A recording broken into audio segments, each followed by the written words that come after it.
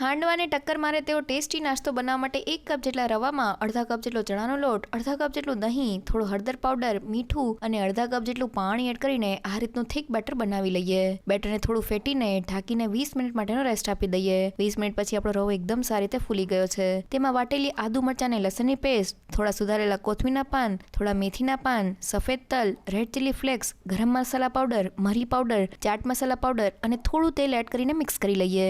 Better થોડું thick લાગે છે એટલે પાણી એડ કરીને આ રીતનું મીડિયમ થીક અને ચમચામાંથી પડે તેવું બેટર બનાવી લઈએ. હવે તેમાં 1 પિંચ જેટલો ખાવાનો સોડા અને થોડો લીંબુનો રસ એડ કરીને આ રીતનું ફ્રોથી બેટર તૈયાર કરી લઈએ. નાસ્તાને બનાવવા માટે કડાઈમાં થોડું તેલ, રાઈ, જીરું, સફેદ તલ, લીમડાના પાન અને સૂકા મરચાંને સાસરી લઈએ. હવે 1.5 ચમચા જેટલું બેટર એડ કરીને તેને ઢાંકીને 5 મિનિટ માટે કૂક કરી લઈએ. નાસ્તાને બીજી બાજુએ પલટાવીને બંને બાજુથી આ રીતનો ક્રિસ્પી તૈયાર કરી લઈએ. આ સિવાય તમે નાસ્તાને આ રીતના તવા ઉપર પણ બનાવી શકો છો.